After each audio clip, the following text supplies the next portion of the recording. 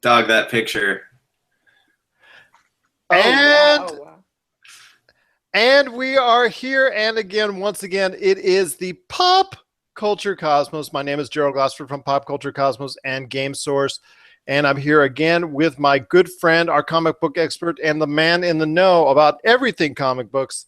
It's the author of Vendetta Dark and Congratulations, You Suck, and the director of Ghost Toasters. It's Josh Pederson.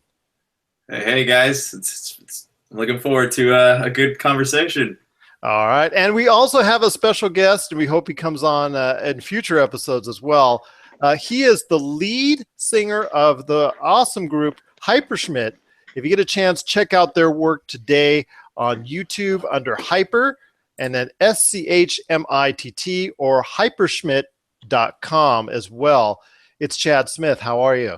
Good. How are you? I'm happy to be here. Oh, that's awesome. We're happy to have you here as well. Again, this is the Pop Culture Cosmos. We're here at the #1 show. And yes, again, we are the #1 show on Monday nights on the Podcast Radio Network. We are truly honored and blessed to be the #1 show on the network for Monday nights. And actually, we're in the top 5 in overall in the network as well, which has totally overwhelmed us as far as from a surprise standpoint. But we truly appreciate it. And it's a credit to you listeners out there.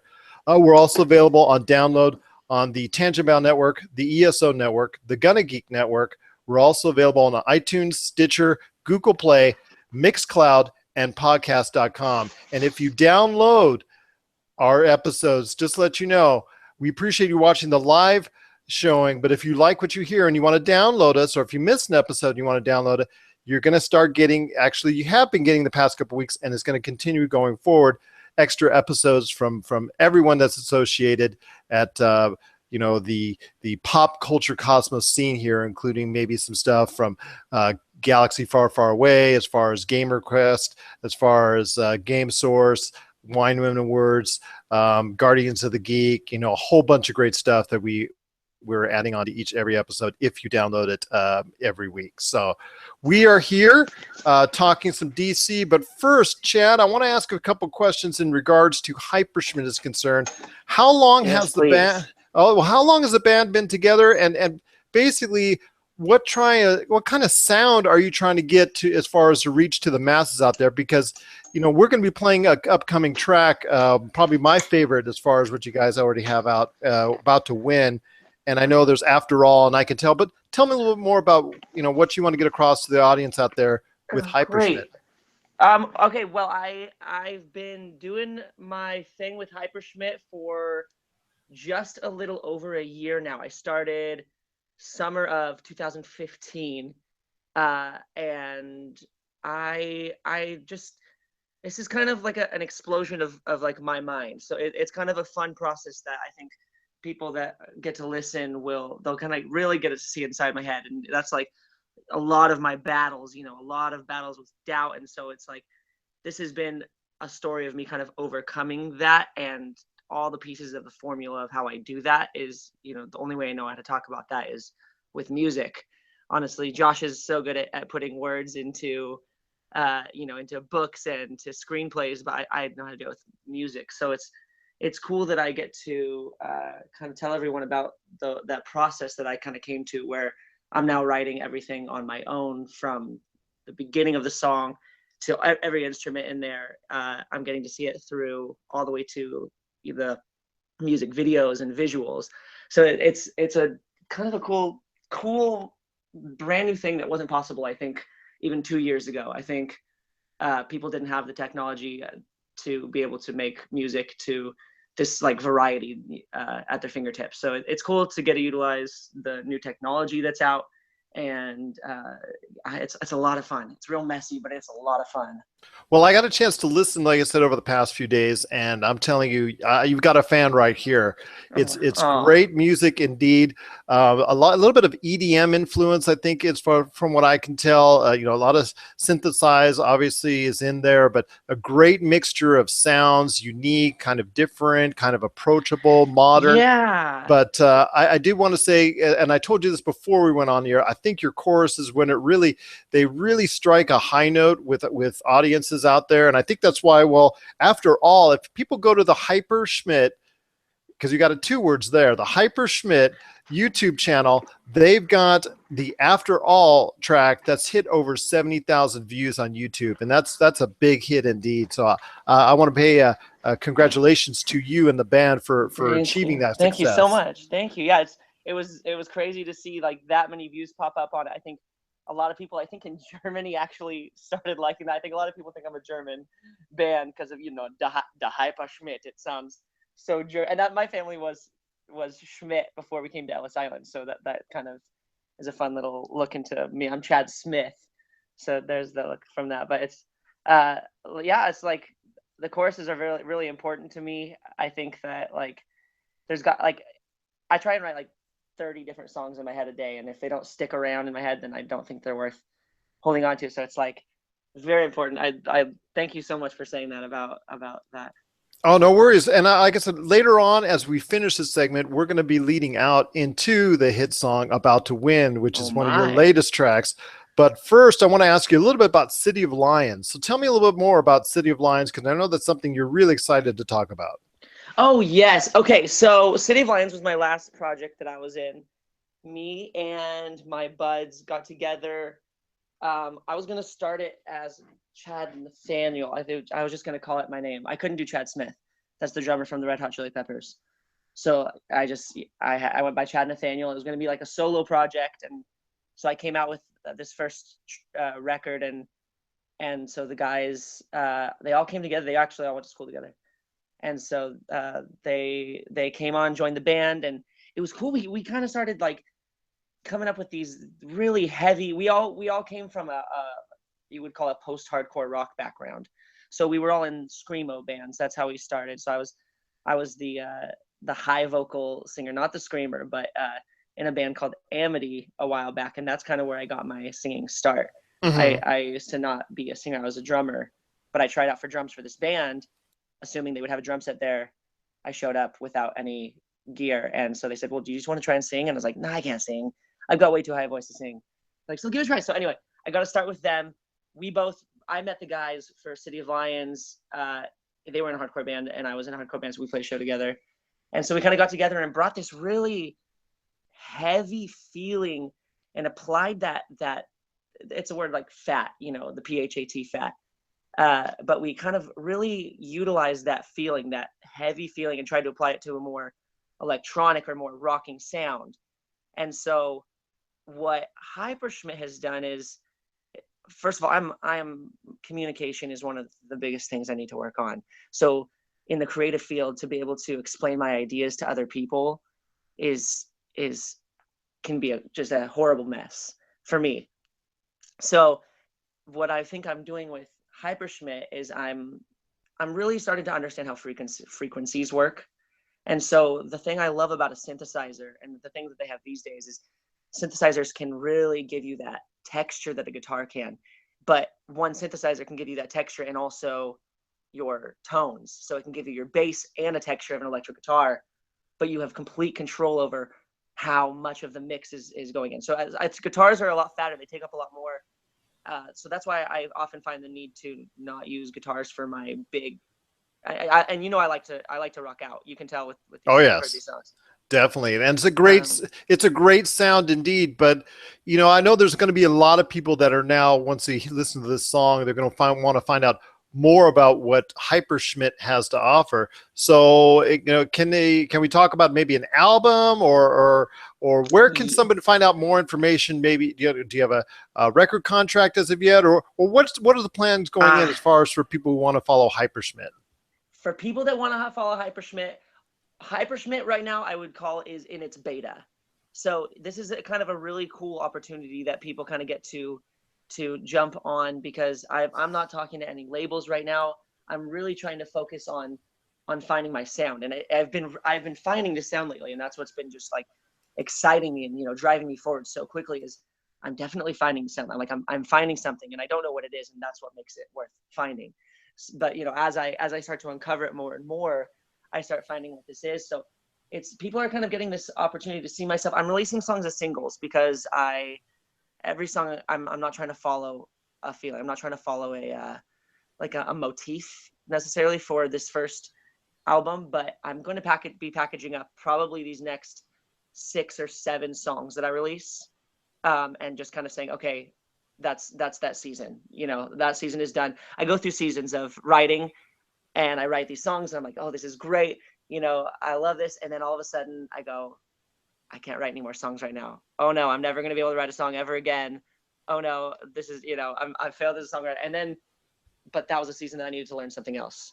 Oh, no worries. No, you know what I mean? Yeah, absolutely. It definitely, indeed. And that's definitely a unique way to approach it. In fact, more video games and more season, televisions out there, they're approaching that type of season concept as far as they're concerned. Yeah. So I can definitely see this correlating to that as far as being segmented out and rationed little by little out to the audience, so they'll want even more. It's definitely a great sound indeed. There's a lot of great, rich, fullness to the music that you've got there.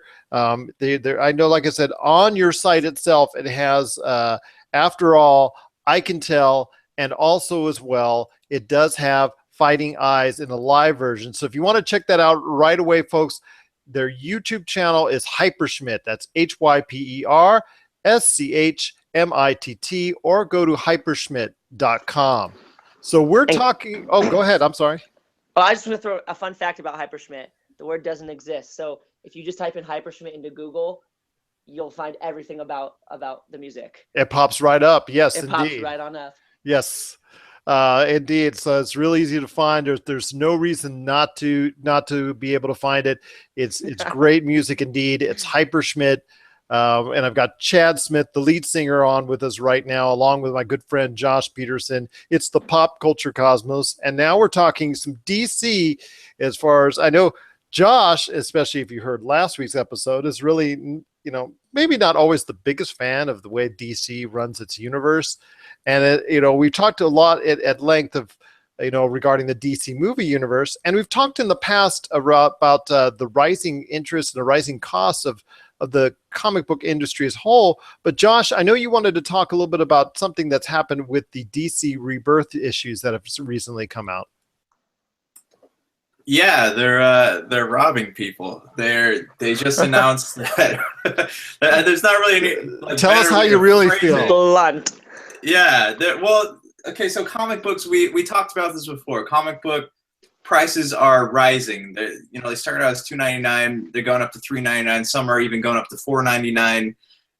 It's right now. It's a difficult time to be a collector because people who collect comic books don't have a lot of money, and that's really like their only vice is comic books. So that's what they go out. Hold on real quick. Can I make an interjection real quick?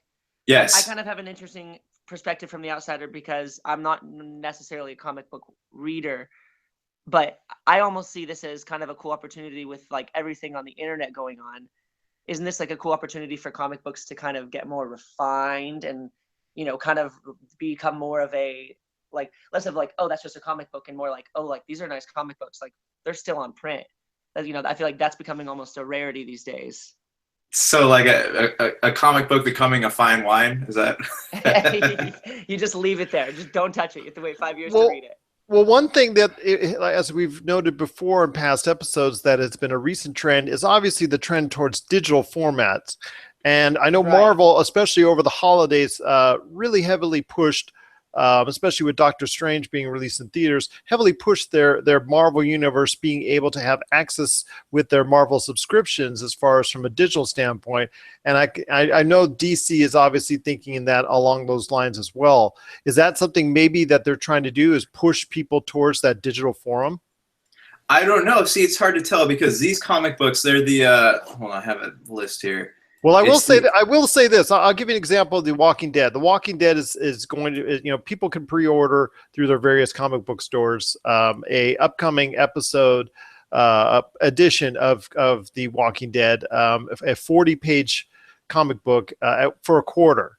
And basically, it's done as a gimmick to get people back into, as far as because of declining ratings of the TV show and whatnot. But they've clearly stated, because the amount of pages involved and also the amount of what printing costs and whatnot, they're taking it at a substantial loss because they want to get people back involved into the Walking Dead universe. So I think maybe could it be the possibility, Chad, as far as concerned, or do you, Josh, guys, tell me that maybe cost could be an issue of the printing costs as far as concerned, why that they may be leading towards maybe a digital format?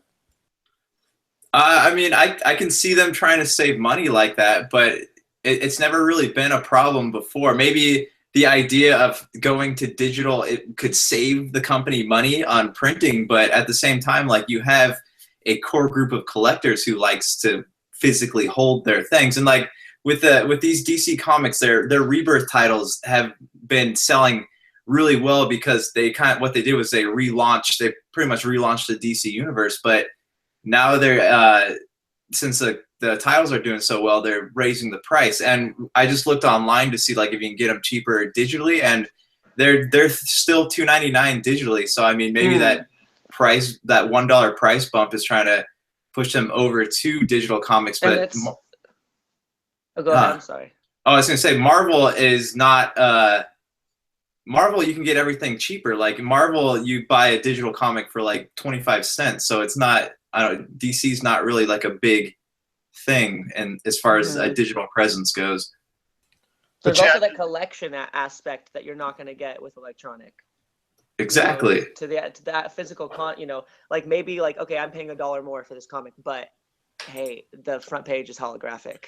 But maybe to DC and Marvel, it's not that important anymore that they worry about the physical copies as far as from a collector standpoint, because I understand that the collectors are always going to be that continuous audience for them. But with the rising costs of paper and obviously ink and things of that nature, I give the example, the newspaper and magazine industries, has fallen on hard times because of the cost of doing business through that medium. And then also with the advent of the internet exploding the way it has, it's created a whole different universes from a journalistic standpoint. Yeah. I mean, I know people that at the like comic books and say, oh, there's just something about the pages, turning the pages. But this next generation, are they going to care about that, or are they just going to be completely content with it on an iPad? Let's take a look at the Ringling Brothers just announced that they're closing down after almost 150 years of operation. And the circus, for many people, as was a sign of their youth and what they can remember, whatnot. But 10 years from now, kids are going to go, "What's the circus?" And they won't matter. They won't care about it as far as it's concerned. So, and comic books could go the same way. I'm one sidetrack for a second. That whole Ringling Brothers thing, I'm wondering if it has anything to do with clowns, like that whole outbreak of clowns. Well, they're when animal activists, and rightly so, complained about as far as the treatment of the elephants in particular is concerned. And Ringling Brothers made the decision to take elephants off the road for the most part. Their attendance went tumbling down because people love to see the elephants. And then the clowns, I guess, I know that was another issue to deal with as well. But mainly, I believe the elephants were one of the main reasons for their downfall. Plus, also the trends of this century have gone away from things, traditional things of the past, like the circus. And the same thing could hold for comic books as well. People may just be more inclined to go ahead and read off an iPad as far as the latest editions of Superman and the Flash and Doctor Strange and the Avengers and whatnot, instead of worrying about whether or not they have to go down to their comic book store and pick up that latest edition there. I get it from that point, and I get it economically. It's just have you ever been to Comic-Con? Like, can you imagine how depressing that would be? Like, if everything was digital, like all those booths that sell just stacks and stacks of comic books, what would be there? Like, what? Well, they're making VR collectibles, and it'll be all collectibles. Believe me, and I'm before you. I'm sorry, Chad, to interrupt. I'm just going to say this: I never hear about people picking up that awesome comic book at Comic-Con. What do I hear them picking up? Collectibles, and more collectibles. You always have that one guy who's like creepily standing next to the hentai salesman, making sure no one's looking at him. God. Not me, definitely. But Chad, you wanted to interject with something. I apologize. I think I was going to say how much fun it would be to have once they start having virtual reality comic sections That's how I see the future of Comic-Con. That's amazing as far as idea to put graphic novels within that context, to strap on a VR helmet and be able to view a various graphic novel or comic book through that medium would be, I think it's a definite part of the future if VR There's really stills kicks in. already. Yeah. Yeah. Like with the scene takes place and then freezes, you can walk around, look at, kind of inspect this whole 3D scene that's going on. That's something I would like to see. Oh yeah, absolutely indeed. So Josh, if you're running DC, and let's not talk about the movies. If When you're running DC, yes, if you're running DC, what would you do to try to impact as far as sales from a physical end for the comic book industry? Like physical copies. If I wanted to sell more, is that the question? It's the question exactly. How would you be able to? Because obviously you're not exactly thrilled with this decision for them to, and these increases are 20 to 25% above what the normal prices were. So that's a substantial increase indeed. So tell me exactly, if you were running DC, how would you approach this type of way of doing business? I mean, if they want to sell more digital copies, like I would make them cheaper, like give them a DC subscription service, do the offer the digital copy at a cheaper price than the paper copy, because right now DC offers their digital copies at the same exact price as what they're selling in paper, so there's not really any incentive to go out and buy digital copies, which is why the whole raising the paper copies $1 doesn't make any sense to me. But is that just the company saying, raising their white flag and saying, okay, we surrender, like this is it, like the internet is just as important as paper at this point as far as we see? Well, yeah, I mean, yeah, because like what you were talking about, thanks to the internet, we can do things that we've never been able to do before. Like, people can make music, they can make movies. They don't need help to do this anymore. And maybe DC and Marvel, like both should be afraid of the oncoming of indie comic publishers, because there's a lot of people who couldn't do this before now have the technology at their fingertips to release their own comic books, to sell their own comic books, to market their own comic books. It's the same principle with movies. Like, the day that a Marvel blockbuster hit flops, then that could very well cause a lot of damage in the film industry. So that'll just, the future of movies, like Spielberg said, is in the hands of the indie creators.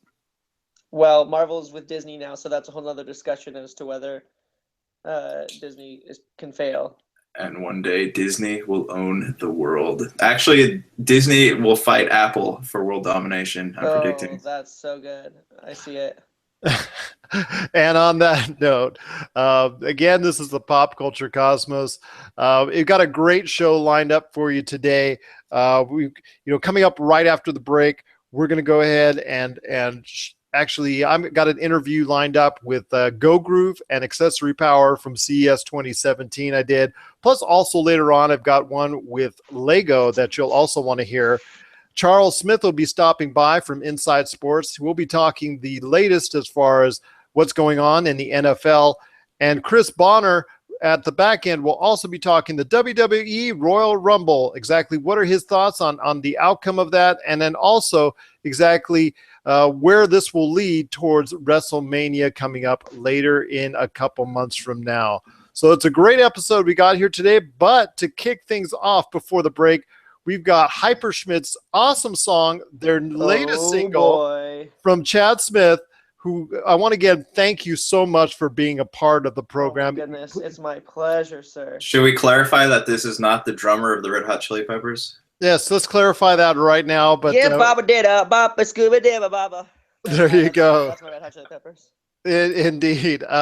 That's Josh Schmidt from Hyperschmitt. Catch all their great stuff on YouTube at Hyper, SCHMITT. That's hyperschmitt.com or Hyperschmitt on YouTube. You'll catch all their great singles. We're actually going to be playing some of them over the next few weeks here on the Pop Culture Cosmos, so stay tuned for that as well. But if you want to check out their stuff right away, it's hyperschmitt.com and Hyperschmitt on YouTube. But to give you a taste right now, it's About to Win from Hyperschmitt.